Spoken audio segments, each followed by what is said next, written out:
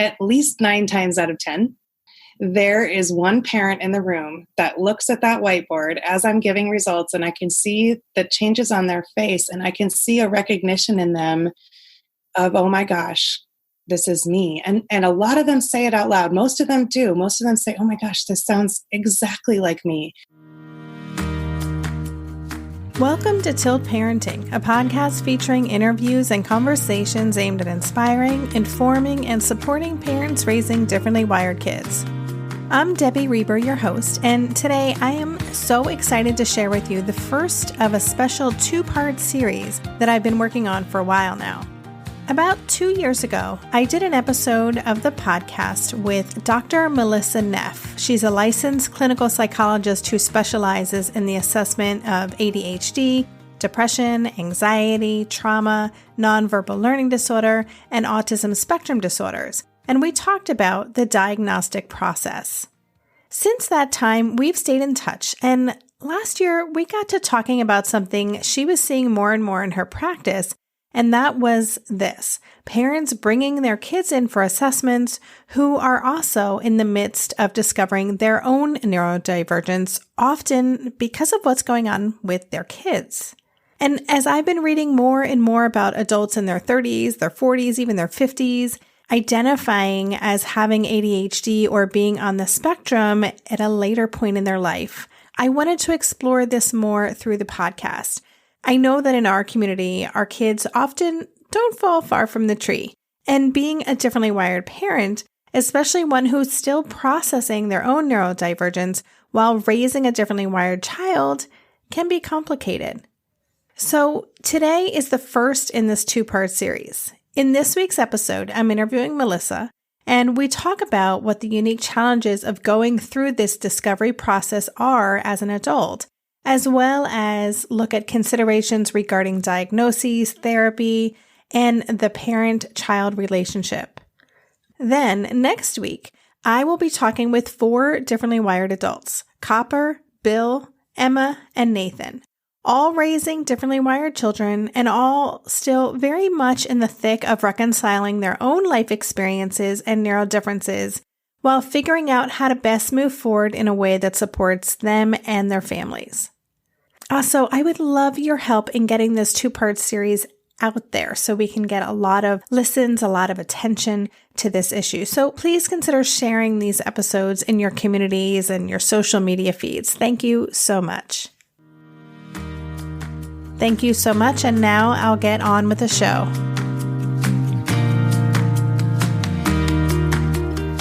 Hello, Melissa. Welcome back to the podcast. Thank you so much. I'm so excited to be here. I feel like this is an episode that's been a long time in the making. We've been talking about this for, I feel like almost a year, but I'm really looking forward to this. I think this is one of those conversations that people are not really having, outside of their homes or their small families. And I think it actually is going to be really relevant to my community. So I've already given an introduction to kind of your top line credentials, but can you just introduce yourself and tell us a little bit about your practice and what you do? Sure. So I'm a clinical psychologist in Missoula, Montana. I have a private practice that is solely focused on assessment of children and adults. And I focus on, I would say that my practice is rapidly becoming about differently wired people, which I didn't expect when I went into practice, but which has been a wonderful diversion. So, and when you're doing these assessments, and just for listeners, we covered in depth, must have been the first maybe 6 months of this podcast. So it's an oldie but goodie, but we did talk at length about, what actually is involved in doing an assessment. But could you just give us like the top line, what you're doing if someone comes into either an adult or an adult bringing their child in for an assessment? Absolutely. So people usually come in for an assessment when they have a question. There's usually a referral question. Do I have this diagnosis? Why can't my child sit still in school? Why doesn't my child make eye contact? And so we're seeking to answer that question through a series of sort of gathering data. And that involves a really comprehensive clinical interview with the child and the parent, or if it's an adult, just the adult. a series of tests that will address those questions and hopefully will give us kind of a snapshot that's really comprehensive of their learning style. How do they tick? How do they communicate? How do they learn? What's the best way to teach them? And then I write up a report and I meet with people for a feedback session and go over all the information that I found. And I like to think of assessment as kind of putting pieces of a puzzle together. Each piece, the interview, the observations that I make during testing, the test results, prior information that comes from other professionals or previous testing. I'm putting all of that together to sort of build a snapshot of who this person is at this point in time, strengths and weaknesses, and how to best help this person. And so I think probably the most important part of the assessment, in my opinion, is going through the results afterwards and making sure that people really understand what the tests mean. So you're not just handing them a long piece of paper with all these percentiles and labels that are clinical. Most people aren't familiar with those things, and really explaining what does it mean when you're on the autism spectrum? What is bipolar disorder? And kind of going through those things and really having them walk out feeling like, okay, I know what's going on with my kid. I know the next steps. Now I have this referral to the following, a therapist, an occupational therapist, a speech therapist. I know what to do in school. Here's some ideas for parenting. So that's kind of the process. And then I kind of send them out into the world, hopefully to other people who can help carry out those goals that we define in the assessment. And so then in that process of, I know your practice is adults and kids, but in that process, what I've heard from so many adults and why I was so excited to have this conversation with you is that a lot of adults are bringing their kids in. They are going through this process, something that wasn't really available when they were kids, not in the way it is today. And they're having their own kind of aha moments like, something sounds familiar here. This is hitting really close to home. So I'm just wondering, generally speaking, I'm hearing that a lot from parents. Do you think that's a common experience? If a child is differently wired, then there's a good chance an adult is? Oh my goodness, this is something that I want to share because it's been so fascinating to me. When people come in for the feedback session with me, I bring out my giant whiteboard and I draw a standard curve and I kind of explain what's average and where people fall. And as I'm kind of plotting, because I have visual learners and I have auditory learners, and so I'm trying to explain it in multiple ways. And what's really interesting when I'm assessing kids is that I would say at least 9 times out of 10, there is one parent in the room that looks at that whiteboard as I'm giving results, and I can see the changes on their face, and I can see a recognition in them of, oh my gosh, this is me. And a lot of them say it out loud. Most of them do. Most of them say, oh my gosh, this sounds exactly like me. And so, then I try to use that as an opportunity to say, well, how have you learned to cope with this? How did you learn to deal with not wanting to do math problems or not understanding, how to decode words, and how did you get through it? Because now maybe you can be this advocate for your child in a way nobody else can or really understands. But it's so common that people come in and recognize themselves in their child. And it's not as common that they want to pursue that further. But some people, I've had some just incredible families who want to do anything they can to help their child and to help themselves. And they will come back then for their own evaluation to find out if they're, for example, on the spectrum. I'm wondering if you have both parents in the room and one has that aha moment. I also, just from people that I've spoken to, know that sometimes it's the parent who isn't on the spectrum who is more involved in their child's this diagnostic process and more intimately knows what's going on. And they're the ones who make the connection like, oh, I think my partner is on the spectrum. What does that look like? Or have you experienced that? That happens too. So a lot of times when the person's having that realization, the wife or the husband who's not having the realization is kind of rolling their eyes or kind of going, oh my gosh, this sounds like my husband or this sounds like my wife. or I told you so. There's definitely, I think one of the things that I think is really interesting and hard about this process is that it seems like people who are on the spectrum that are not yet identified or self-identified on the spectrum, and maybe who don't know that they are, a lot of people around them may suspect that they are, or may have that insight before them and may kind of know that, but either the person who is differently wired sort of isn't open to hearing that, or maybe isn't ready to hear that, or thinks, oh, it's just my wife nagging me or blaming me. But I think that is a really common experience, that the other parent who maybe is not differently wired, who is kind of maybe running the show more, is not usually surprised that the other parent is likely differently wired, because usually those are the people in the family that are having the problems with each other. Is the two differently wired folks are often going head to head because they're both stubborn and arguing. And so I do think it's pretty apparent to spouses, oftentimes before it's apparent to the person that is experiencing that. So let's talk more then about that head-to-head thing. So, I had someone on the show, and we're going to focus this conversation more specifically on autism spectrum, but I did interview someone on the show probably a year and a half ago, Rich Schramm, who created an app for kids with ADHD. His kids have ADHD. He has ADHD, and he was talking about how he really struggled with his, I don't remember his son or daughter, but one of his children's ADHD really just bothered him, and he felt so guilty about that because it was things that he had experience with and was also struggling with. But they seem to have this real emotional tug of war thing going on. What is that? How have you seen it look in families when there is a parent on the spectrum, a child on the spectrum? Where do the challenges lie? Oh man, I think there's so many challenges. This is such a big question. I think that there are several things, what you just said about, sort of becoming annoyed with the child who's like you.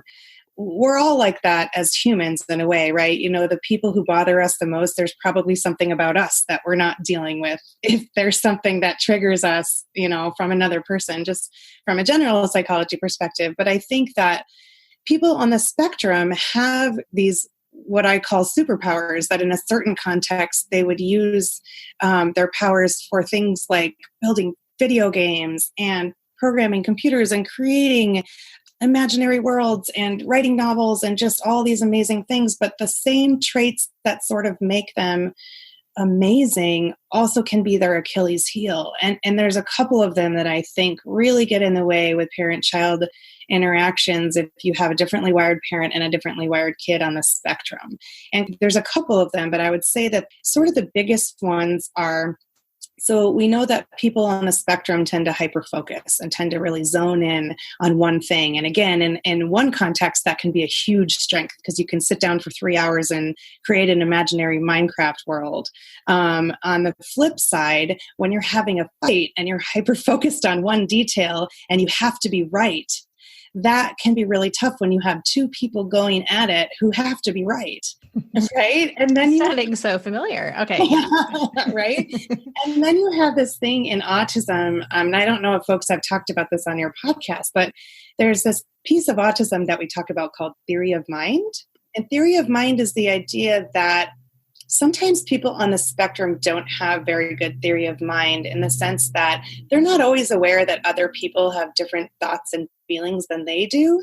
So they sort of assume that it's my way or the highway because my way makes the most sense to me, but I can't really perspective take that somebody else would have an idea that's anywhere near as good as mine.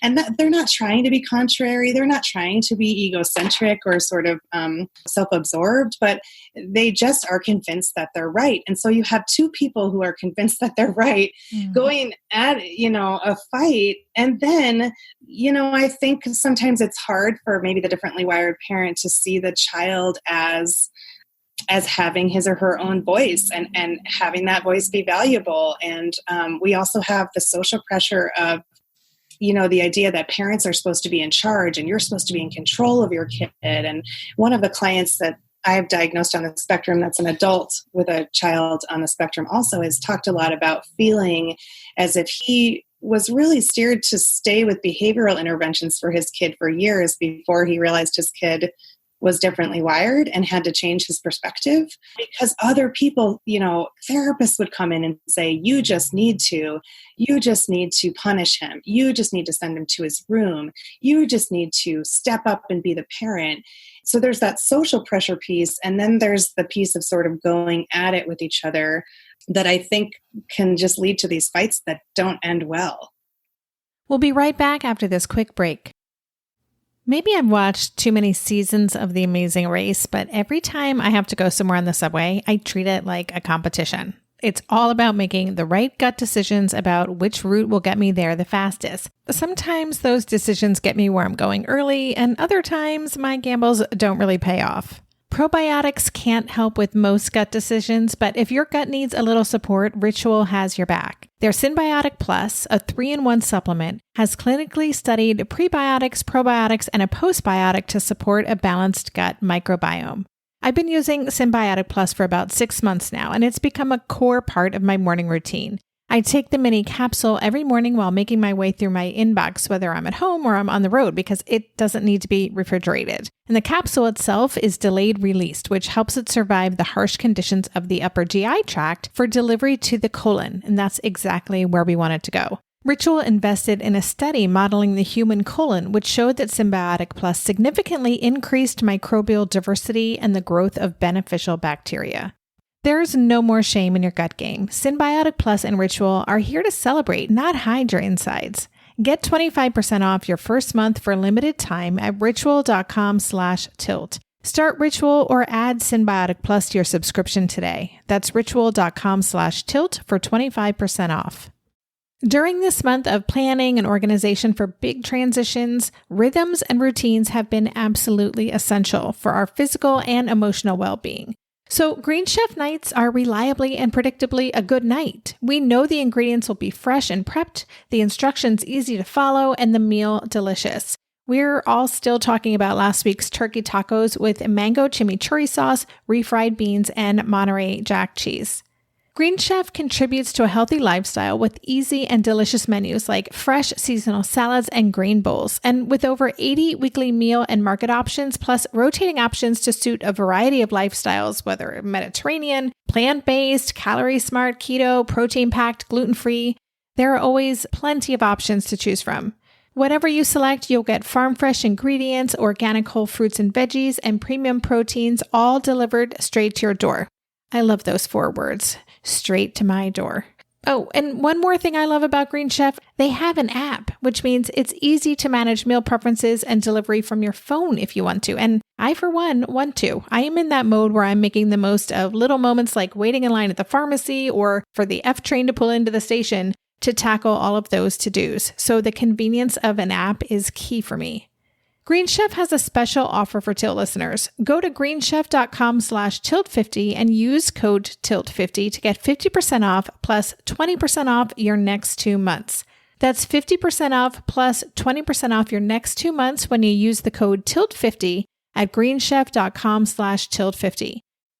Yeah. And, as you were saying that, I don't know if you see this, but I'm wondering if that kind of dynamic can contribute to things like ODD or pathological demand avoidance, or I'm not an expert on these things, but just that dynamic between the two differently wired people in the household going head to head and kind of digging their heels in. Can that contribute to Absolutely. more? Yeah. So I think of oppositional defiant disorder and disruptive behavior disorder. We often think of them as kind of parenting issues, and we think of them from a very behavioral perspective. And so when you're talking about diagnosis or treatment, it really kind of depends what perspective you come from. Because if you're coming from a solely behavioral perspective, sure, you might have a kid on the autism spectrum who is displaying disruptive behavior and oppositional behavior. But if you flip your lens, right? If you tilt your lens, like you've talked about, and you say, wait a minute, my kid is not trying to be defiant. My child is very rigid. My child is hyper-focused. my child feels that he is right and doesn't understand that there's another perspective that might be valuable, the reasons for the defiance are very different than a child who's just trying to get attention or, get more screen time. It really comes from, I am wired this way and I see the world this way and I don't know why you see it that way. And so I think sometimes these things get mislabeled as behavioral issues. And if we think about it as a differently wired issue and treat it that way, where we say, okay, this is how you see the world. In the case of, for example, pathological demand avoidance, which we're going to be talking about soon also, these are kids that have a high need for control of their environment, but they're not trying to be defiant. They just, in order to not feel anxious, they have to create a high level of control in their environment, which looks like defiant behavior and outrageous behavior. But it's really intended to calm them down and help them feel okay in the world. And so I always think, I say this, I give diagnoses and labels for a living, and I find them to only be somewhat useful because they're great in terms of getting you services and getting the right meds and getting the right people involved. But it's really about your perspective, not the diagnosis. It's about your lens. And if you can consider that the child just doesn't understand why the rules are the way they are, instead of just why won't they just follow the rules, it kind of can lead to a different conversation. Yeah, that makes sense. So one of the words that came up a lot, as I mentioned earlier, we're doing a follow-up podcast episode to this conversation where I'll be talking with adults who are in this situation, who have been diagnosed as adults as a result of their going through the journey with their child. One of the words that came up a lot when I asked for feedback from parents was this word masking, that they have built this ability to mask when they're in the workplace, just kind of throughout their lives. It's been a coping mechanism for them. And so I'm wondering about that because I imagine many of these parents, if they haven't been diagnosed until now, many of them have had thriving careers and have been successful. So can you talk more about that and how a parent is able to do that in kind of the real world and then what happens at home? Yes, this is such an important question. So masking is the idea that you just learn how to fake social skills. You learn how to fake interactions. And so many people on the autism spectrum, if you think back to when you and I were in school, how many people did you know that had Asperger's disorder at the time? No, none. Yeah. Right. Now we probably would find out that some of our friends did and some of the people we went to school with did. It wasn't recognized. And so what people in our generation and previous generations had to do was they either had to suck it up and deal with it and learn ways to get through the world, or they couldn't.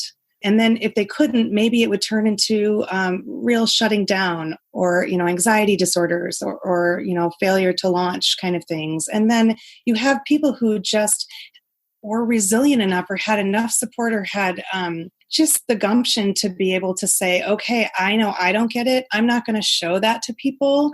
I am going to just make it through the world the way I have to. And then you have their parents who didn't know what differently wired was. They might know their child was different and they might have been supportive or not. But there was very much more of a bootstraps mentality when we were growing up and obviously in previous generations to us, even more so. So I think that people have had to push through. And I honestly think it's traumatized a whole generation of autistic people who had to pretend that they didn't make repetitive noises and just stop doing it, who had to stop making tics because people would make fun of them, and they had to learn how, who had to mask their sensory issues with wearing sunglasses inside and making a joke about it, or pretend that they understood jokes when they didn't and just laugh along. And maybe people would know they were kind of awkward or a little off, but they just learned how to do it. And then you bring that to the home. And what's hard about that is that some of these parents will say, well, I did it. I figured it out. I masked and mimicked. So why can't you? Right? And so that's a big fight that can happen in families where when the parent doesn't realize that they're differently wired or they're aware of it and they just say, well, who cares? I I figured it out, I compensated, you can too. Well, the child needs to have coping skills to do that. But the question really is that in this day and age, do we want to encourage people to not be who they are?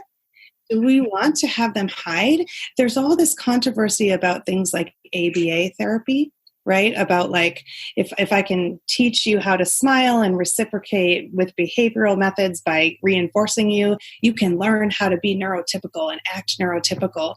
And I'm not sure that that's what does a service to people who are not neurotypical. I'm not sure we're asking them to blend in and not be themselves. And often what I see then in my office is a 40-something-year-old man breaking down in tears saying, I never got to be who I was. I don't know who I am now. And I don't know how to help my kid. Oh, God, that's heartbreaking. It's heartbreaking. But what's wonderful is that so many of them show up to get help. And that's all beautiful. You know, you mentioned the word trauma. You know, what does that help look like for an adult? How does one go about trying to heal trauma that was experienced, you know, as a result of just not being seen or understood? Yeah. Oh, such a big question. And I don't know if there's a pat answer to that. I think, the answer is definitely therapy, right? Like, so mental health therapy to say, just to explore what your feelings are. So a lot of people with autism have something called alexithymia. And alexithymia is where you sort of have trouble identifying your emotional experience or expressing it. And sometimes I think that it's, there's a misnomer, in my opinion, that people on the spectrum don't have empathy. That is, in my opinion, completely wrong. I think most people on the spectrum actually have more empathy than the rest of us could even imagine, even us very empathetic people. But the sensory overload of being in the world shuts that empathy down, so that it's hard to make eye contact and it's hard to connect because they feel so deeply. So then if you translate that into like what that looks like as an adult who has always not dealt with their feelings, or if nobody helped you with your feelings, or if you had to hide that you were not typical, a lot of people don't know who they are, what they're feeling. So there's a lot of grief about sort of subtle emotional neglect from parents who might be very well-meaning people who just didn't attune to the fact that the child was different and needed help with labeling emotions or expressing emotions. And so there's a lot of sort of maybe regressed emotions, and that's where adults have meltdowns too.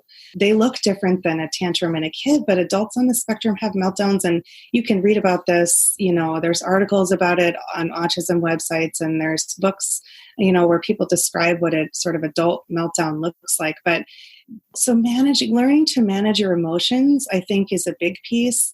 I think probably the biggest piece is having supportive people in your life who will accept you for who you are and not try to make you be anything else than what you are. So coming to terms with sort of some of those emotions, becoming in touch with them, learning about your communication style. So a lot of times I'll send adults also to an occupational therapist or a speech therapist. And a speech therapist can help with things like conversational reciprocity and making eye contact and trying to understand jokes. And an occupational therapist can help with some of that. What do you do with sensory overload? What are some tools we can give you to manage your sensory experience? So I would say that the sort of treatments are maybe not different than for kids, in a basic way, but there's all the added layers of some of these folks have just been so traumatized by the school system because there was no help for them. Well, yeah, I mean, and you use the word grief. I'm wondering what you've experienced, from what I hear in my community, that there seems to be this mix of loss, sadness. Some people just feel relieved, or, that they have this sense of clarity and understanding. And finally, they kind of know who they are, and it can be really empowering. I guess there's no right way to experience this, but does that kind of cover, any of those would be a normal reaction to discovering this about yourself?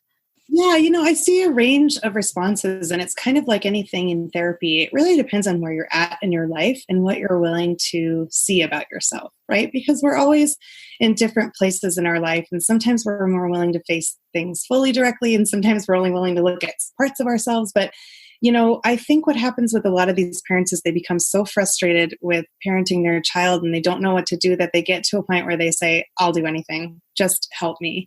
And that's where sort of like the openness comes in to learn more about themselves. And so, my experience, honestly, with adults on the spectrum who get a diagnosis on the spectrum is that they're overwhelmingly relieved and not surprised, because we live in the age of the internet. You can look things up, you can self-assess online, you can do those things. And, all of those things are not considered valid psychological tests, but there are some things in there that can help people self-identify. And so my experience, at least in my practice, has been that most people feel relief, but I suspect that that's because the people who are coming to me are ready to hear it.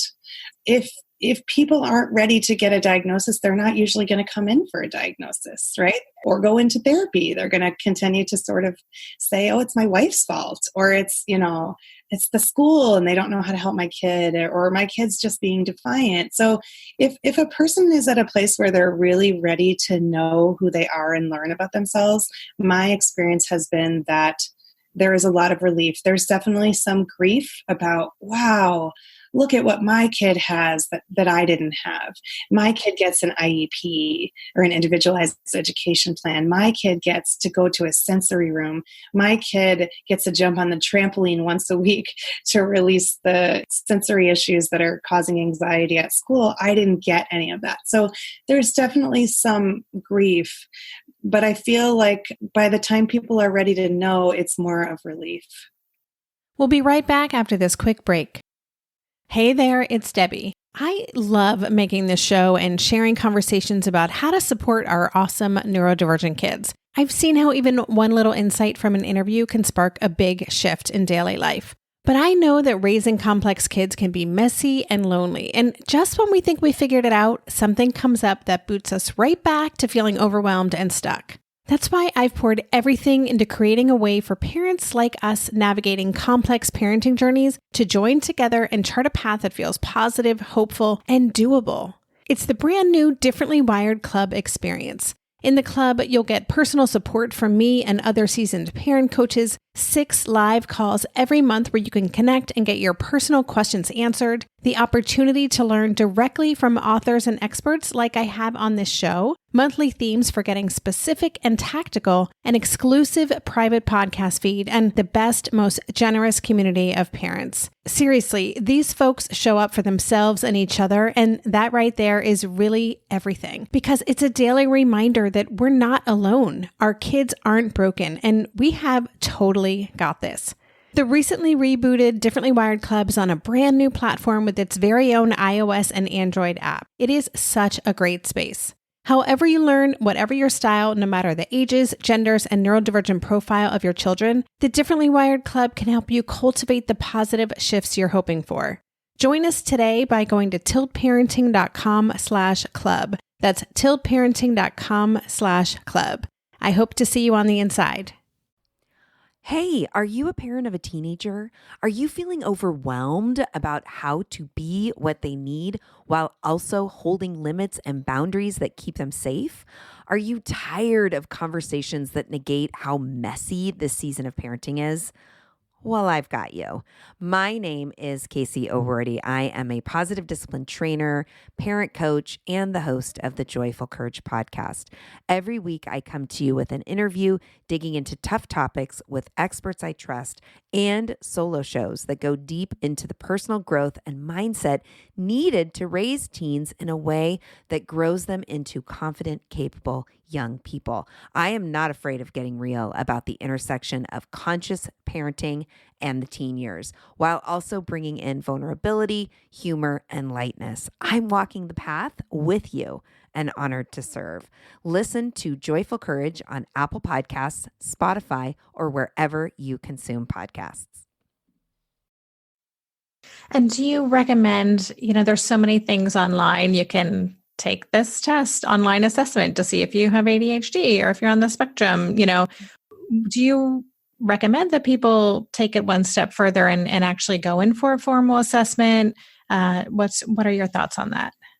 I think the need for an informal versus formal assessment really depends on your goal. And I think we talked about this in my earlier podcast about just the process of psych testing, but a diagnosis is really useful in certain ways, right? Some people, and what's interesting about people on the spectrum generally is that a lot of people really like that label and want to call themselves an ASPE or something like that. So sometimes there's a desire for that label, but oftentimes it's more functional, the reasons that people will come in. I need an accommodation for work, or I'm going back to school and I know that my learning style is different. So I need to do LD testing to see if I can get accommodations, when I go back to school. Or some people come in because they don't know how to talk to their spouse and they want to learn what their communication style is and then have me explain to them and their spouse, hey, this is how you have to talk to your husband during conflicts. This is why he doesn't seem like he's listening to you or he's stuck on one point. Or if you are like, hey, I'm going into therapy and I don't know who I am. I don't know what I want to work on.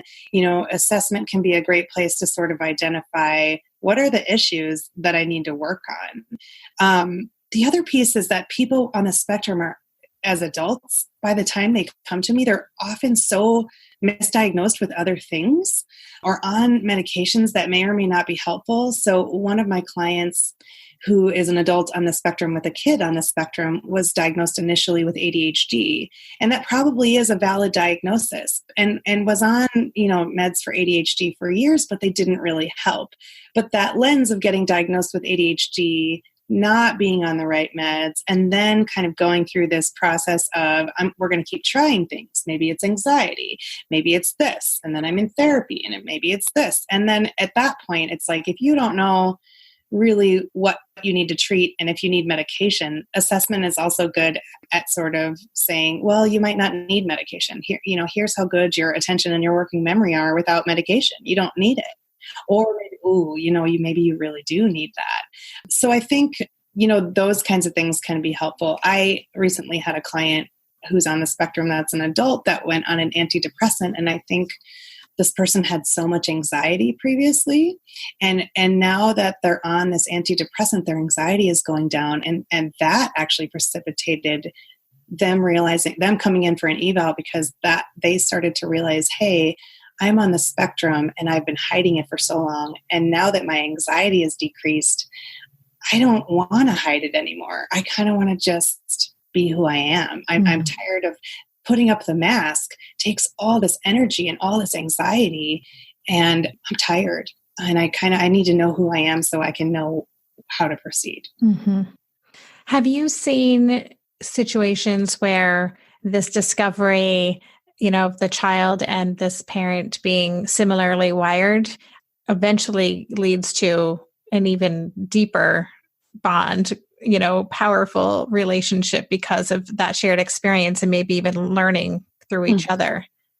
I think so. I think it really, the onus for that is probably more on the parent, right? Because the child is looking to the parent for that sort of guidance and that maturity. And so the parent has to learn not to fight back with their child and that kind of thing. And so I have seen that over time, that there has been a growing closeness when a parent is aware of how their issues are contributing. There can be really like a greater understanding of what their child is going through. Mm-hmm. All right. So my hunch is that there are a lot of people listening to this episode who are shaking their head and listening. Yep. What do I do? So if there's someone listening to this and they're realizing that either it might be a two-part question, if they're realizing they're differently wired, or if they're thinking, wow, my partner, we might want to move forward with an assessment, and maybe the partner hasn't even considered it. So so this is two separate questions. One, what would you recommend a person listening who is starting to self-identify how they proceed? And then maybe a second part is any thoughts on how a partner could start the conversation with their partner if they suspect they're also on the spectrum? Okay. Yeah. I think the first one's easier than the second one. How to proceed would be, again, depending on your goal. If your goal is self-understanding, I think it does not hurt to get an evaluation. I think if you get a formal evaluation, then you're taking tests that are validated and normed and scientifically researched. And we believe strongly then that they measure what they're supposed to measure, as opposed to an online assessment that has no necessarily scientific backing of if this actually does measure the disorder or not. So I think that getting an evaluation can be really good. What's important, I think, is making sure, and I think Seth Perler has talked about this, making sure that you have the right person for your evaluation. Mm-hmm. So making sure that you, if you think that you might be differently wired or on the spectrum, making sure that you're going to a psychologist or a neuropsychologist, which it doesn't matter which, it really has to do with what their area of expertise is. So if this is someone who is familiar with adults on the autism spectrum, knows how to assess for it, knows how to see it and tease that out from other diagnoses, that's the person you want to see.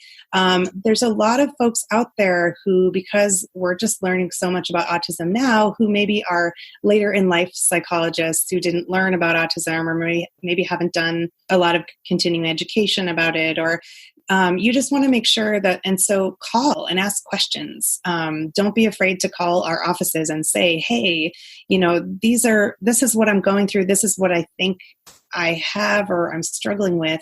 Is that what you do? And how do you do that? So people shouldn't be afraid to ask questions and find the right person. I think the same is true with a therapist. So that's another place to go, is therapy, right? But to find a therapist who understands that lens of being differently wired, instead of looking at it in a really clinical way of anxiety disorder or bipolar disorder, but really looking at the whole person and saying, oh, I specialize in working with people on the spectrum. So finding the right people is really key. Mm-hmm. So, you also can do things like online assessments. You can do reading. What's so great is that there's this boom right now of people writing books about being on the autism spectrum. There's articles about it. So if you're self-identifying, that, and that's enough for you, then maybe you just take that information to therapy to work through what you need to work through.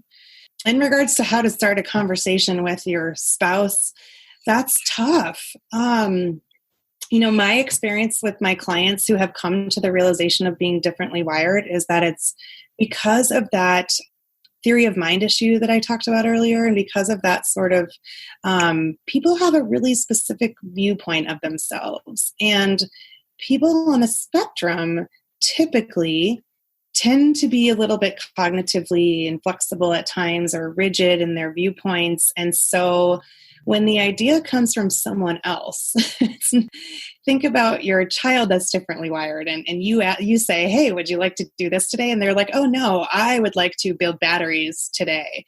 They have a very specific idea of what they want and who they are and how they want to spend their time. And so I think these are very hard conversations to start with a spouse, unless there's an opening of realizing there's something. So I think gently talking about, hey, when you do this, it kind of reminds me of our son. Do you feel like you two are alike in some way? So maybe drawing the connection between the child and the parent. Oh, I read this really interesting book.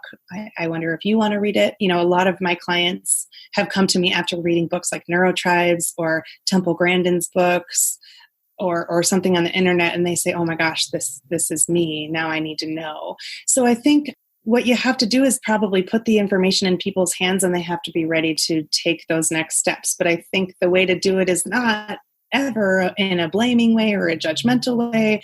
It's always going to be in a curious way. And I think that if we can think about people as differently wired instead of having clinical problems, that changes the conversation, which is what you've been trying to do. It changes the lens, and it takes away a lot of the judgment and the shame and the stigma, which I think then would make people more open. Mm-hmm. I hope. Thank you for answering that. I threw that one in as a as a wild card at the end. Yeah. But I appreciate that. So, well, before we say goodbye, we covered so many things, but is there anything that we didn't get to that you think is important to include in this conversation? Just maybe one other thing to consider would be kind of going back to the fighting that happens between a differently wired parent and a differently wired child. I think sometimes a helpful way to think about autism is similar to the way that we think about PTSD or trauma. So my experience, the more I get to know people on the autism spectrum, children and adults, the more I start to see the similarities in somebody who's been traumatized, who either goes into fight, flight, freeze, or fawn, the 4 Fs, which we can go into or don't have to go into, and people with autism who do the same thing because of sensory overload. So if you think about somebody who has trauma from, let's say they were in an earthquake, and now they tend to freeze when they're asked to do something because they're still so traumatized from the earthquake. You can see the same thing in people with on the spectrum, where once they become overloaded with sensory information, or once nobody's seeing their viewpoint and they're feeling really frustrated, it's almost like their brain goes into that same place as somebody with trauma.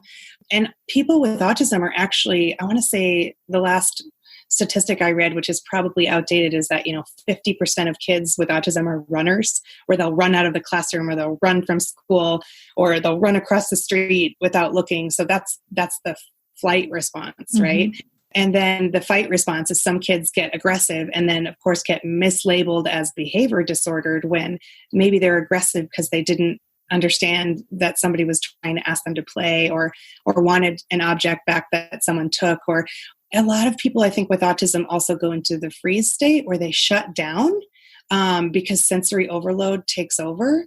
And so I think what can happen with parents and kids that are both on the spectrum is that one of them is in one of those states and the other might be in the same state or a different state, but they're both maybe in fight mode. And when you're in fight mode and you're using your primitive brain to make decisions, you're not using that executive functioning that says, wait a minute, yelling at my child is not going to help them change their behavior. You're in it. You're feeling so stressed out in the moment, and it's just anger output. And that's what your kid's doing too. And when you have two people acting out of their primitive brains, when they have the capacity to do that, to not do that if they're calm, it can really cause a lot of conflict. Or if you have a kid that is a freezer who shuts down and the parent wants to fight with them and talk to them, and the kids just shut down, it's like one person's trauma talking to another person's trauma, and you're not getting anywhere. So I think that's another helpful way to look at it, is that when we're in conflict with our kids, we're not always using our rational minds. And so if we can start to realize that we're acting out of a primitive state that's either sensory overload or sort of a trauma response, then we can take a minute to calm ourselves down, especially for parents, and to not fall into those patterns, or to recognize, hey, my child is in freeze right now. How do I help him get out of it? What's going to be the most effective way? That's great. Thank you for that. So, okay, fantastic. I just really appreciate your perspective and your thoughtfulness in helping me bring this conversation to this community. Again, I think this is going to be relevant to so many of our listeners, and I'm excited to share the second part of this. I will be talking with the adults who are in this situation to see how they're moving through it. So before we say goodbye, is there, I guess, if you have any favorite resources, you mentioned Temple Grandin's book, you mentioned Neurotribes, anything else you want to share? And then also, is there a place that people can connect with you if they want to learn more about your work? Sure. Yeah. Thank you so much for doing this podcast. I'm really excited about it, and I can't wait to hear the one that you do with parents that are on the spectrum, because they're going to know so much more than I am. But there's a ton of books. If you just go on Amazon and Google, I think I might be autistic, or books about autism in adults, there's a couple books. There's one book that's called I Think I Might Be Autistic. There's another book called Pretending to Be Normal. So there's Temple Grandin's book is really great. Neurotribes is awesome. So those are some really great resources. And then ways that people can reach me, on my website, melissaneffphd.com, and then all my contact information is on there. And it's been really fun. I've actually had a couple people come to be assessed from me because they heard me on the podcast. So they come from out of state or things like that, which has been super fun that people are interested in. And yeah. Awesome. And we'll give a shout out to Learn Inc. too, because that's how Zach Morris is who connected me with you. There's some good stuff happening in Missoula. I have to make it out there one of these days. Yes, you're always welcome. And Zach is doing an incredible job at Learn Inc. He's helping so many differently wired kids. It's amazing. Yeah, cool. So, all right. Thank you again so much for this conversation. I really appreciate it. I learned so much. And we look forward to having you back on the show. As you mentioned earlier, we are going to be bringing you back on not too far in the future to talk about pathological demand avoidance. So thank you so much. Thank you so much. It's been so fun, and I can't wait to do it again. You've been listening to the Tilt Parenting Podcast. For the show notes for this episode, visit tiltparenting.com/podcast and search for this conversation. If you like what you heard on today's episode, I would be grateful if you could take a minute to head over to Apple Podcasts and leave a rating or a review. Thank you so much for helping us stay visible so people who would benefit from the show can easily find it. If you want to support the show and help me cover the cost of production, please consider joining my Patreon campaign. To support the show, just visit patreon.com/tiltparenting. Lastly, if you aren't already part of the online community at Tilt, I invite you to sign up at tiltparenting.com on the box in the bottom where it says Join the Revolution. Every Thursday, I send out a short email with a quick note from me, a link to that week's podcast episode, and links to 5 stories from the news that week that are relevant to parents like us. Again, you can sign up and learn more about Tilt at www.tiltparenting.com. If you're a parent, I invite you to join us at the Mindful Mama podcast, where it's all about becoming a less irritable, more joyful parent. With sometimes hilarious and always thought-provoking experts and friends, at Mindful Mama, we know that you cannot give what you do not have. And when you have calm and peace within, then you can give it to your children. I'm Hunter Clark Fields, and I can't wait to see you there. Listen in to the Mindful Mama podcast.